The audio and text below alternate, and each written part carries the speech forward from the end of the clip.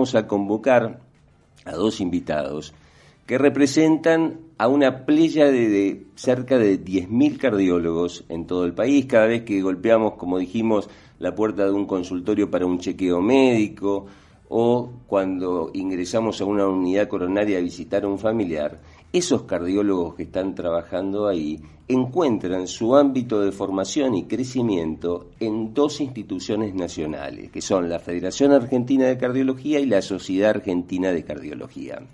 Ellas se encargan de alguna manera de dar todos los contenidos para que esos profesionales vayan creciendo en el conocimiento. Y hoy tenemos la suerte de tener a sus dos presidentes para que compartan con nosotros algunas experiencias que seguramente va a ser del interés de quienes nos escuchan. Para eso tenemos a Eduardo Perna, presidente de la Federación desde Corrientes. ¿Cómo estás, Eduardo? Hola, ¿qué tal, Ricardo? ¿Qué tal, Mariano? Bueno, Celeste, ¿qué tal? ¿Cómo están? Es un placer tenerte con nosotros y Alejandro Gerson desde Buenos Aires. ¿Cómo estás, Alejandro? Muy bien, muchas gracias, Ricardo, por la invitación y a todo tu equipo, ¿no? Bueno, esto de hacer dúplex me encanta. Estamos en Corrientes, La Plata, Buenos Aires y vamos entonces a entrar en algunos aspectos que nos parecieron interesantes para este encuentro. En primer lugar, Eduardo, me gustaría rescatar lo que es tu experiencia en el Instituto de Cardiología de Corrientes. Cuando uno llega al interior, uno muchas veces piensa que va a encontrar una cardiología con ciertas limitaciones. Y cuando llega al instituto, uno se encuentra con un oasis, un punto de referencia de toda la región. Contamos cómo se generó de alguna manera ese espacio y cuál es tu labor dentro de la institución.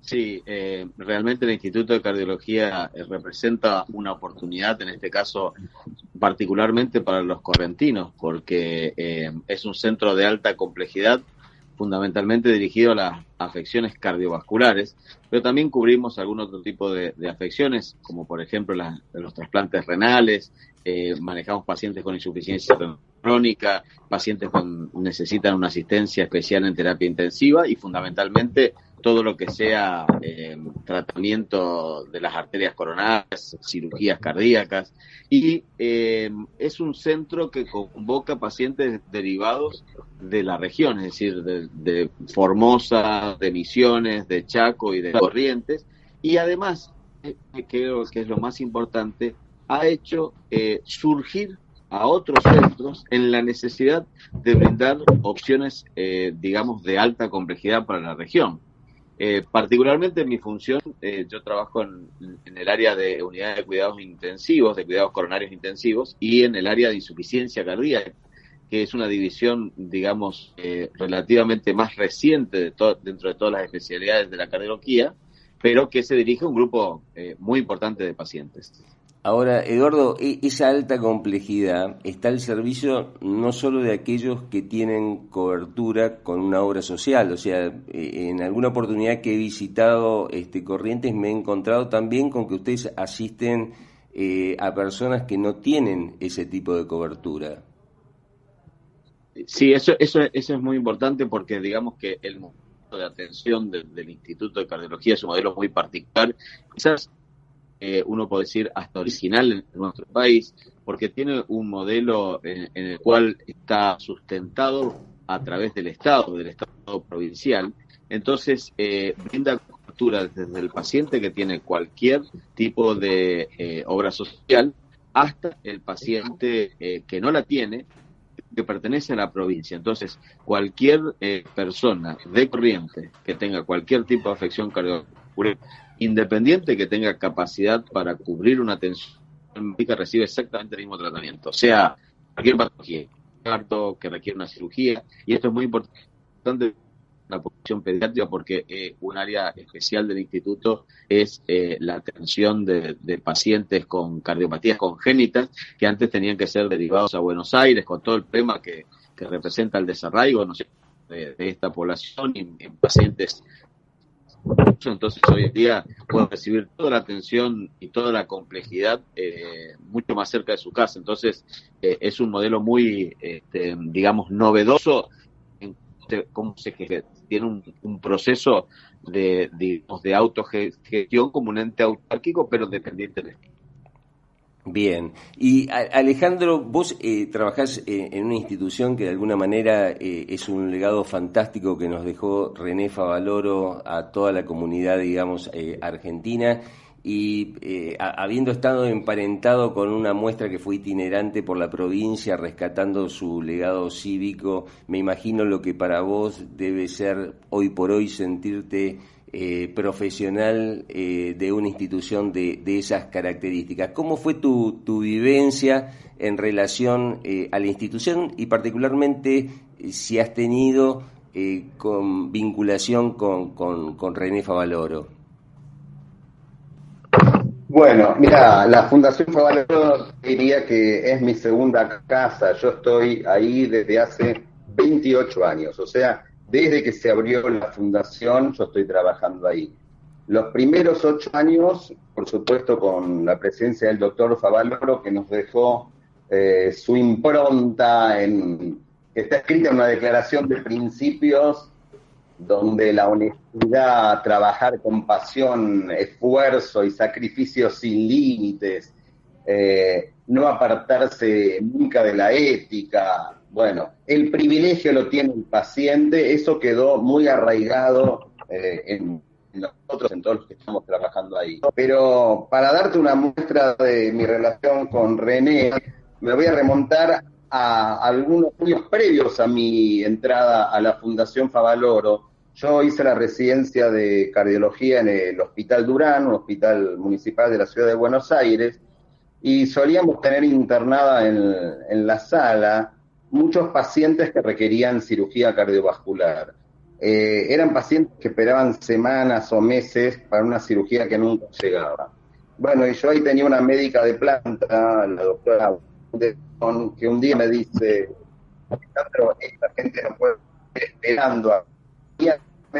Y nos fuimos con su pleno 4 al Güemes. Ahí nos esperó Favaloro, le presentábamos el caso y la respuesta lacónica de Favaloro era: tráiganlo lo antes posible. A la tarde yo volvía con una ambulancia con el paciente al Güemes y Favaloro lo operaba. Este procedimiento lo repetimos en muchas oportunidades, o sea que este coraje de la médica de planta, junto con la generosidad de Favaloro, que operaba gratis a nuestros pacientes del hospital público, me dejó sin duda una impronta que, bueno, que no se puede despegar de mi esencia. Y que tampoco esto implicó Favaloro para mí. Indudablemente esa impronta a la cual vos hacés referencia dejó huella también en la gente, porque cada municipio de la provincia de Buenos Aires que visitamos con la muestra atraía a mucha gente para contarnos sus experiencias en primera persona, ya sea porque habían operado al padre o porque habían hecho una interconsulta para ellos, y todos rescataban ese aspecto humano de René. Eduardo, ¿cómo es la historia de los argentinos en torno a la insuficiencia cardíaca? Si bien cada vez aparecen más herramientas para atender al músculo cardíaco cuando éste se cansa, parecería que cada vez tenemos mayor cantidad de pacientes con esta patología. ¿Cómo se entiende esa dicotomía?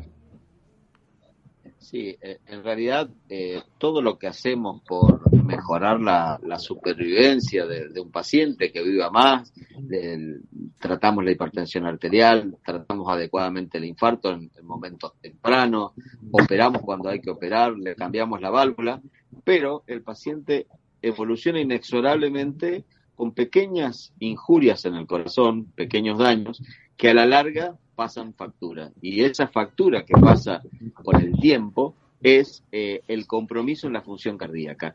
Y de tal manera que cuanto más viven los pacientes tratados por estas condiciones, más es la posibilidad de desarrollar de alguna manera algún compromiso de la función cardíaca, lo cual representa que el número de pacientes sea cada vez mayor.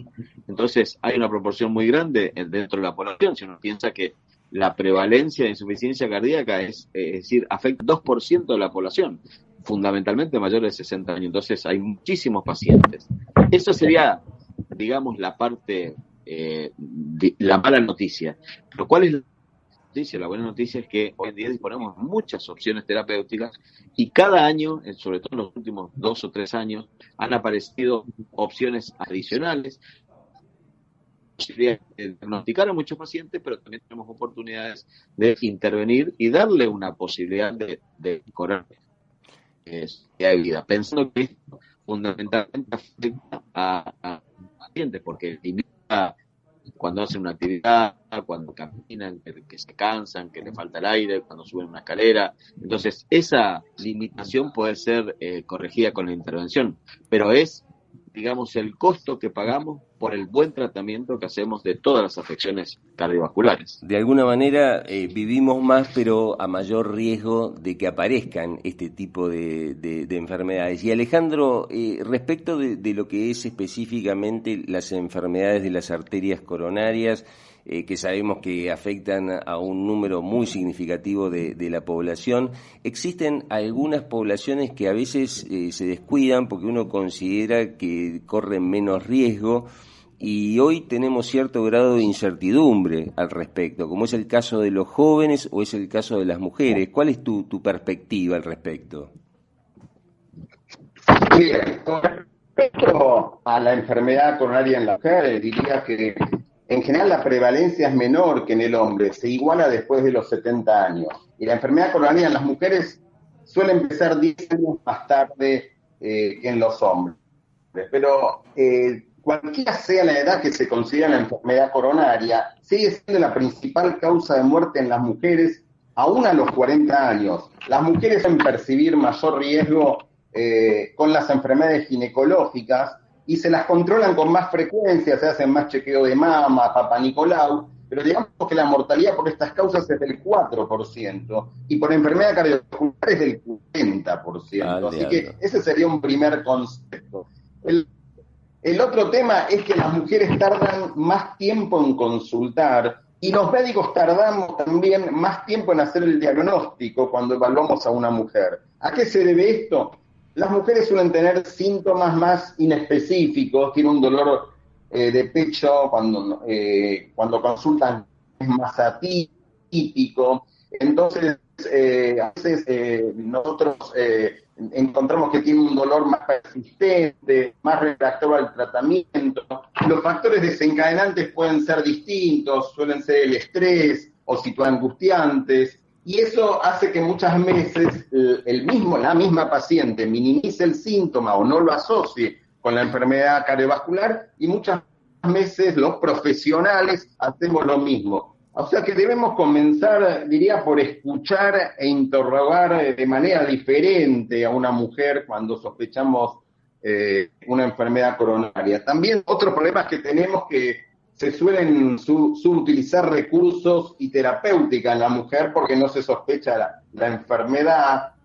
Eso se debe también a que las mujeres tienen más frecuencia de enfermedad coronaria de los vasos pequeños, lo que llamamos isquemia microvascular. Entonces nosotros vemos que las coronarias, cuando los estudiamos, no tienen lesiones, entonces el médico suele decir no tiene nada, pero esa enfermedad microvascular genera también un deterioro, genera persistencias de síntomas a largo plazo y genera también mucha angustia en la mujer, y eso a veces requiere, el tratamiento de estos casos suele ser más difícil, pero hay que tener paciencia. Y con respecto a otra población vulnerable como los jóvenes, yo te diría que cuando una persona joven sobrevive a un infarto, yo empezaría por investigar los factores de riesgo tradicionales. Los jóvenes suelen ser fumadores, suelen tener alteraciones de los lípidos, porque sigue siendo la enfermedad aterosclerótica la principal causa de infarto en jóvenes. Pero después hay otros mecanismos más atípicos o que se dan más específicamente en jóvenes, como por ejemplo el vasoespasmo, que es el cierre, la contracción fuerte de las coronarias, y las drogas ilícitas, por ejemplo la cocaína, juega un rol muy importante y muchos pacientes entre la cocaína y el tabaquismo que asocian, aparecen con enfermedad, con infarto, y bueno, este es un mecanismo que tenemos que tratar. Después hay otras causas como las vasculitis o enfermedades del tejido conectivo, que también son causas de infarto en jóvenes, producen disecciones coronarias, y hay otros mecanismos como alteraciones de la coagulación. Pero en principio diría que prestaría mucha atención a los factores de riesgo tradicionales, porque también son causa de enfermedad crónica en jóvenes, la principal causa. Y en segundo lugar, pensaría en la cocaína como factor de riesgo para infarto en jóvenes. Ahí me parece que ha dado en un aspecto a darle relevancia, que es esto de las noches de guardia en la cual se reciben chicos jóvenes con descompensaciones, en las cuales entran en juego alcohol, tabaco, drogas, y que muchas veces pueden desencadenar eventos coronarios. Es bueno tenerlo en cuenta. Vamos cerrando este encuentro y me gustaría, Eduardo, que brevemente me digas cuánto podemos esperar del desarrollo tecnológico en el futuro para asistir a los pacientes con insuficiencia cardíaca. Esto, por ejemplo, de los corazones artificiales. Bueno, en realidad hay una gran expectativa, ¿no es cierto?, por todos los avances que hay en el tema de desarrollo de opciones alternativas a tratar la insuficiencia cardíaca. Máxime pensado que la insuficiencia cardíaca es, digamos, la etapa final común de cualquier enfermedad del corazón.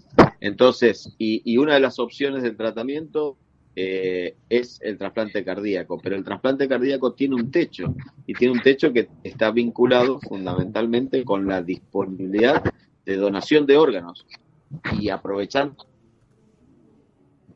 la oportunidad, digamos, del programa, es relevante difundir el rol de digamos, una población muy importante que necesita otro trasplante cardíaco, otro tipo de...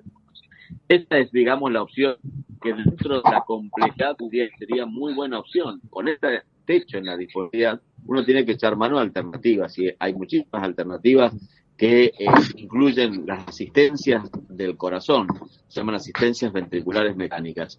Algunas de ellas son transitorias hasta que uno pueda resolverle el problema al paciente, pero cada vez más se investiga hacia las opciones permanentes, digamos. En nuestro país es un poco más limitado el acceso, y seguramente la experiencia más importante lo tienen los centros grandes de Buenos Aires, como la Oro, el Instituto Cardiovascular de Buenos Aires, el Hospital Italiano, pero digamos existe un crecimiento importante en la investigación y en el desarrollo de estas opciones, que es probable que en un futuro sean alternativas, así como hay muchísimas hoy en día que tratan de resolver problemas de válvulas, cambiar válvulas sin cirugía en pacientes cada vez más complejos. Es decir, hay una miríada de alternativas que hacemos habitualmente, que es tratar con drogas a un paciente en estas situaciones de insuficiencia cardíaca avanzada. Y Alejandro, en estas épocas tan especiales que nos está tocando vivir en torno al coronavirus, ¿cuáles serían las reflexiones que le haríamos a quienes nos escuchan respecto de los controles cardiológicos que se deben hacer pensando en prevenir o en diagnosticar precozmente todas estas cuestiones relacionadas con las coronarias, con la insuficiencia cardíaca?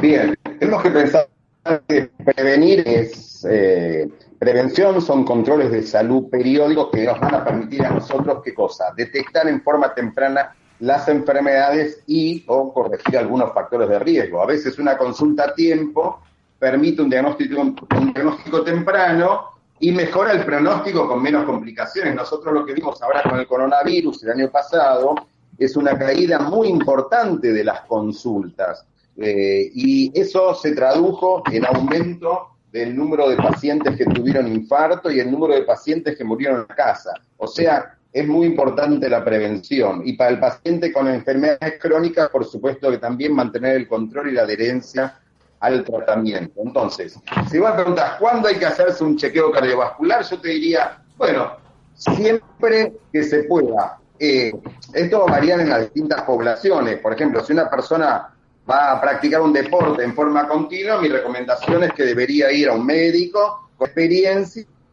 ¿Y en qué consiste el chequeo?